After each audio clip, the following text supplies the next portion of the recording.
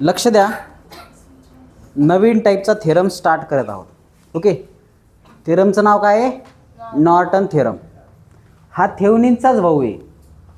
Okay, थेव्हनिन्स theorem जसा आहे तसाच आहे, त्याच्यात थोडा फरक आहे, तर ते आपण बघू.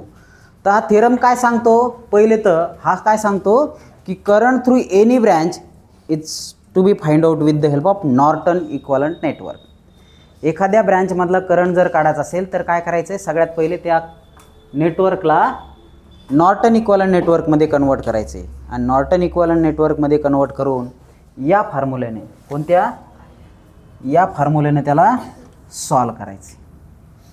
जसं कोणत्याही नेटवर्कला आपण थेव्हनिन्स थेरममध्ये काय केलं होतं?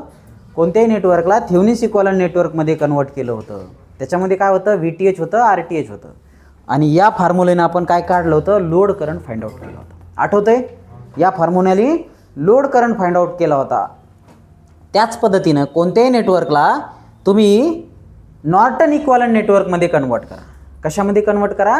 नॉर्टन इक्वलंट नेटवर्कमध्ये कन्वर्ट करा आणि नंतर हा फॉर्म्युला लावा आणि सॉल्व करा. याच्या पण चार स्टेप्स आहेत.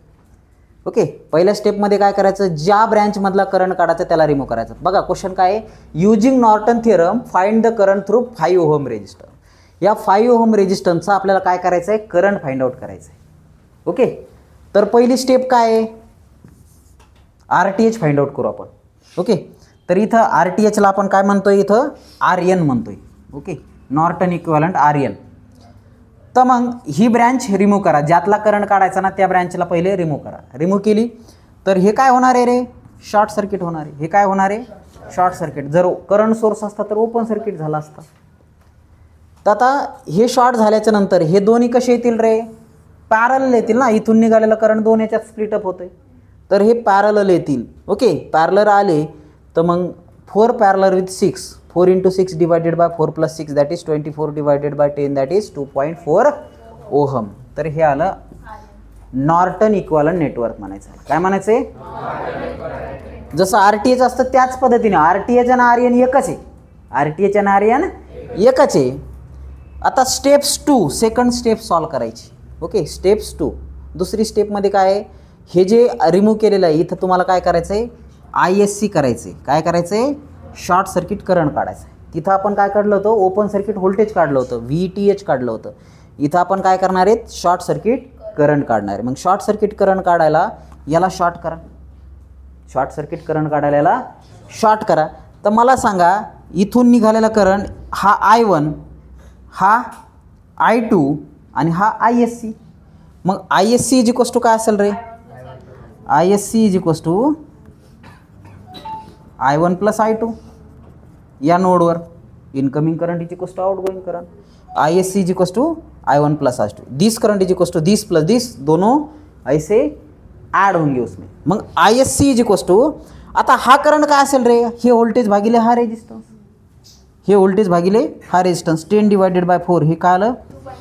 2.5 एम्पियर आलं. किती आलं? 2.5 एम्पियर आलं.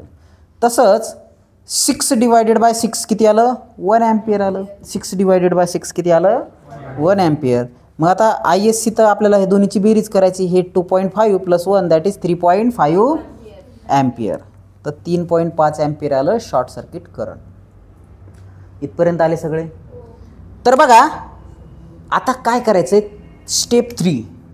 स्टेप 3 काय करायचं आहे? नेटवर्क ड्रॉ करायचं आहे. या टाईपच्या नेटवर्कला नॉर्टन इक्वलंट नेटवर्क असं म्हणतात. बाळे लक्ष दे, या टाईपच्या नेटवर्कला नॉर्टन इक्वलंट नेटवर्क असं म्हणतात. तर काय करायचं आहे? करंट सोर्स काढायचा आणि हा करंट लिहून काढायचा आहे. त्याच्यानंतर RN काढायचं आहे, हा रेजिस्टन्स लिहून काढायचा आहे आणि लोड रेजिस्टन्स जे की किती आहे? 5 ओहम आहे. Okay, 5 ohm. त्यातला करंट काढायचा ना, ज्यातला करंट काढायचा त्याला लोड रेजिस्टन्स म्हणतात. तर मग IL is equals to ISC × RN divided by RN + RL. ह्याच्यासारखंच आहे. पहा, तुम्हाला माहिती आहे व्होल्टेज इज इक्वल्स टू काय असते? Combination of current and resistance, product of current and resistance. V is equals to IR ना, ओम्स लॉ नुसार. बाकी तर सेमच आहे. हे RNच्या जागेवर RTH घेतलं फक्त. तर मग ISCची व्हॅल्यू टाका, RNची व्हॅल्यू टाका, डिवायडेड बाय RNची व्हॅल्यू टाका आणि RLची व्हॅल्यू टाका. सिम्प्लिफाय करा, हे येईल एवढा current. So current can be find out with the help of Norton equivalent. Same आहे, जसं थेव्हनिन्स आहे तसंच नॉर्टन आहे, फक्त इथं ISC फाइंड आउट करावं लागतं. आर्यन तर सेमच, ISC फाइंड आउट करावं लागतं. हा फॉर्म्युला थोडा बदललेला आहे, नेटवर्क थोडं बदललेलं आहे, बाकी सगळं सेम आहे. ओके, समजलं आहे तुम्हाला? तर या टाईपचे न्यूमरिकल तुम्ही सॉल्व करू शकता. थेव्हनिन्स आणि नॉर्टन जवळपास सेम असल्यामुळं हा एक प्रॉब्लेम सॅम्पल म्हणून बघा. Okay, so write down.